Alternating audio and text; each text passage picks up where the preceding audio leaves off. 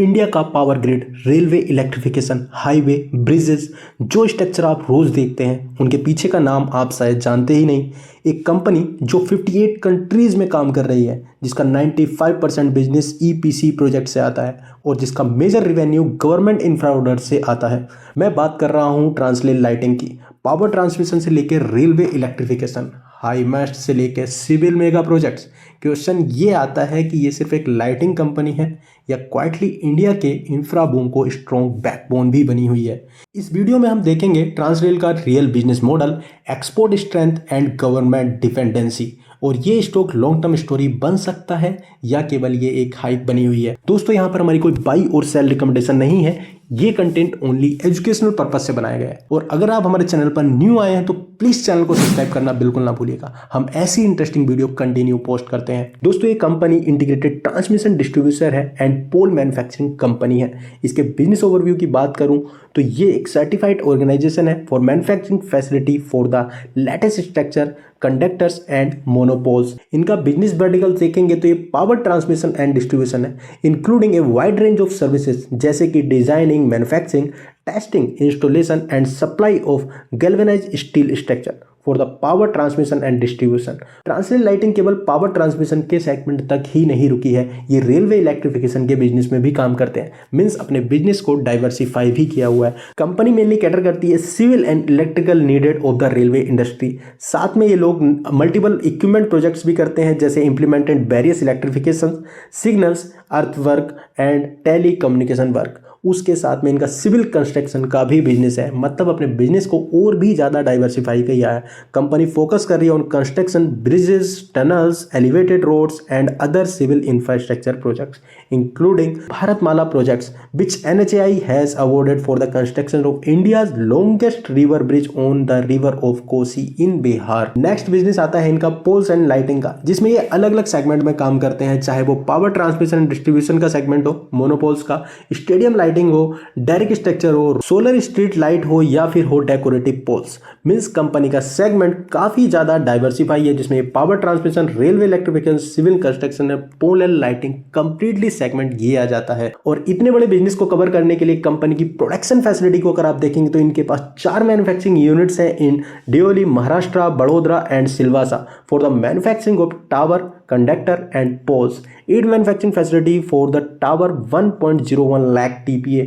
Conductor facility देखेंगे तो 60,000 TPA and poles facility देखेंगे तो 25,000 TPA in the DOT, Baroda and Silvassa. Company का एक्सपोर्ट देखेंगे तो 58 कंट्रीज में कंपनी अपना एक्सपोर्ट करती है, जिसमें including Bangladesh, Indonesia, Bhutan, Jordan, Kenya, Canada, Egypt, Mexico, Kuwait, Nepal, Poland, Ghana, UAE, USA। Means पूरा ऑल ओवर द वर्ल्ड इन्होंने टॉप मोस्ट कंट्रीज अपनी कवर की हुई हैं अपने बिजनेस के लिए। रिवेन्यू ब्रेकअप आप देख सकते हैं, FY24 का सेल ऑफ प्रोडक्ट सर्विसेज 5% से और EPC कंस्ट्रक्टर से 95% का बिजनेस हुआ था। ऑर्डर इनफ्लो और अनएग्जीक्यूटेड ऑर्डर इनफ्लो की बात करें तो H1 FY26 के हिसाब से ऑर्डर इनफ्लो अगर आप देखेंगे तो 3,740 करोड़ का ऑर्डर इनफ्लो है, जिसमें ये लोग डोमेस्टिक बिजनेस अगर आप देखेंगे तो 68% का है और इंटरनेशनल बिजनेस 32% का है। और इसमें सबसे इंपॉर्टेंट बात यह है कि जो पावर एंड ट्रांसमिशन डिस्ट्रीब्यूशन का जो सेगमेंट है, इससे इनका 92% का बिजनेस आता है। और अनएग्जीक्यूटेड ऑर्डर बुक की बात करें तो यहाँ पर 15,117 करोड़ की अनएग्जीक्यूटेड ऑर्डर बुक देखने को मिलती है, जिसमें इनका डोमेस्टिक ऑर्डर 61% का है, मीन्स यहाँ से थोड़ा कम होता हुआ दिख रहा है। और इंटरनेशनल ऑर्डर 39, ऑलमोस्ट 40% का ऑर्डर इनका इंटरनेशनल मार्केट से, जिसमें 93% बिजनेस आता है इनका पावर ट्रांसमिशन डिस्ट्रीब्यूशन के सेगमेंट से।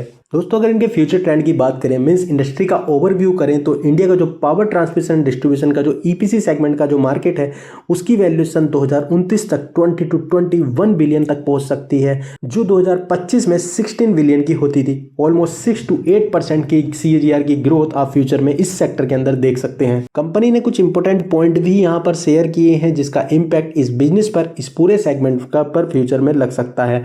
तो यहाँ पर मैं इसको थोड़ा जूम करके आपको दिखाता हूँ। तो यहाँ पर आप देखेंगे कि रिन्यूएबल एनर्जी का जो सेगमेंट है उसके अंदर एक्सपेंशन होने वाला है फ्यूचर में। इंडिया का प्लान है, इंडिया का टारगेट है 500 गीगावाट 2030 तक हमको एक्सपेंड करना है।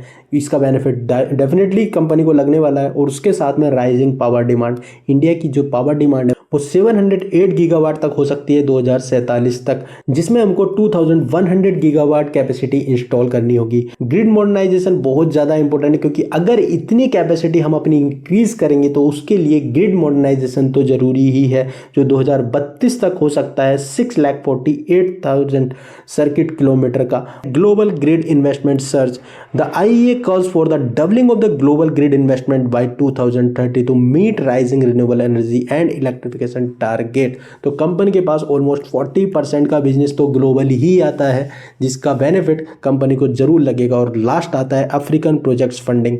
भाई अफ्रीका के अंदर ये जो बिजनेस है ना, इसकी ग्रोथ बहुत ज़्यादा है।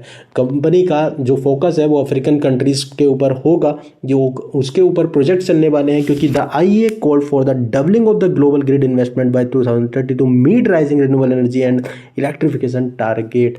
इन सब चीज़ों को मीट करने के लिए EPC सेगमेंट जो है, इलेक्ट्रिफिकेशन सेगमेंट, ये पावर सेगमेंट, इससे रिलेटेड सारी कंपनी जो इस लेवल पर काम कर रही हैं, ग्लोबल लेवल पर काम कर रही हैं, डेफिनेटली बेनिफिट लेंगी। और अब इसके चार्ट पर नज़र डाल लेते हैं। तो इसी साल स्टार्टिंग में कंपनी लिस्ट हुई थी जनवरी 2025 में। 550 के आसपास का प्राइस था, जिसने रीच दिखाई थी 850 के आसपास। 800 के आसपास कंपनी पहुंची थी और वहां से इसमें एक डाउनफॉल देखने को मिला, जो 500-600 के आसपास ट्रेड कर रही है। लेकिन इसमें इंटरेस्टिंग बात यह है कि अगर मैं इसके PE रेशो को देखूं तो स्टार्टिंग में 34 के PE पर लिस्ट हुई थी और कंसोलिडेशन फेज देखने को मिला ऑलमोस्ट 6-7 महीने का, जो 28 के PE के आसपास ट्रेड किया। और अब फाइनली ये 2019 के आसपास के PE पर ट्रेड करी है। ऑलमोस्ट काफ़ी लो PE पर फिलहाल कंपनी ट्रेड कर रही है। लेकिन दोस्तों हमारी कोई बाई और सेल रिकमेंडेशन नहीं है, वीडियो कंप्लीटली एजुकेशनल पर्पज से बनाई गई है। नेक्स्ट इसके क्वार्टरली नंबर देख लेते हैं। कंपनी ने सितंबर 2023 में 977 करोड़ का बिजनेस किया था, जो कंटिन्यूसली इंक्रीज होता हुआ दिख रहा है हमको क्वार्टर ऑन क्वार्टर के बेसिस पर। सितंबर 2025 में 1561 करोड़ का बिजनेस था। ओवरऑल क्वार्टर में तो काफ़ी डाउन देखने को मिला, लेकिन नेक्स्ट क्वार्टर हम इसका काफ़ी अच्छा देख सकते हैं, क्योंकि लास्ट क्वार्टर है तो कंपनी प्लान करेगी कि कुछ अच्छा ही नंबर हमको इन्वेस्टर्स को देखने को मिले। OPM काफ़ी ज़्यादा इंप्रेसिव है, ये देख सकते हैं सितंबर 2023 से लेके 25 तक कितना फिक्स OPM है। 12% के OPM से, मीन्स 11 से 13% से कहीं नहीं हिला OPM। तो ये फिक्स OPM है, 12% के OPM से कंटिन्यू बिजनेस कर रही है। नेट प्रॉफिट अगर आप देखें तो कंटिन्यूसली इंक्रीज होता हुआ दिख रहा है। दोस्तों अगर आप लॉन्ग टर्म प्लानिंग कर रहे हैं किसी चीज़ की, तो आपको जो नंबर्स हैं वो भी लॉन्ग टर्म में देखने चाहिए। क्वार्टर ऑन क्वार्टर देखने जरूरी हैं, लेकिन लॉन्ग टर्म इन्वेस्टर्स के हिसाब से नंबर्स ईयर ऑन ईयर के बेसिस पर भी देखने चाहिए। तो अगर ईयर ऑन ईयर के बेसिस पर हम बात करें तो सेल्स आप देख सकते हैं एक्सपोनेंशियल ग्रोथ देखने को मिली है हमको। मार्च 2020 में 1881 करोड़ की सेल्स होती है, और मार्च 2025 में आफ्टर 5 ईयर सेल्स पहुंच चुकी है 5308 करोड़ की। और OPM जो मैंने बताया आपको, OPM काफ़ी ज़्यादा स्टैंडर्ड है, 12-15% के OPM कंपनी के कहीं नहीं गए हैं। तो काफ़ी अच्छे इंप्रेसिव OPM पे कंपनी काम कर रही है। नेट प्रॉफिट अगर आप देखेंगे तो एक्सपोनेंशियल ग्रोथ देखने को मिली, ऑल टाइम हाई पर 327 करोड़ का इसमें नेट प्रॉफिट देखने को मिला मार्च 2025 में। तो नंबर्स काफ़ी ज़्यादा इंप्रेसिव है। और फाइनली शेयर होल्डिंग पैटर्न की बात करें तो प्रमोटर के पास काफ़ी स्टेबल होल्डिंग है। 71.12% की होल्डिंग दिसंबर 2024 में थी, और सितंबर 2025 में भी 71.12% की होल्डिंग है।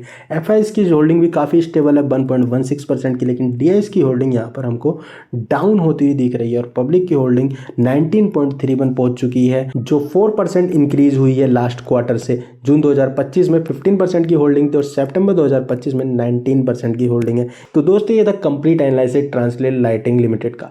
आपका पॉइंट ऑफ व्यू क्या है इस पर्टिकुलर सेगमेंट में, इस स्टॉक में? क्या ये मूव कर सकता है फ्यूचर में? कमेंट सेक्शन में अपना पॉइंट ऑफ व्यू जरूर दीजिएगा। और अगर आपको ये वीडियो इन्फॉर्मेटिव लगी हो तो प्लीज लाइक कीजिएगा, शेयर कीजिएगा और चैनल को सब्सक्राइब करना बिल्कुल ना भूलिएगा। मिलते हैं जल्दी एक नई इंटरेस्टिंग वीडियो के साथ, तब तक के लिए हैप्पी इन्वेस्टिंग। Thank you.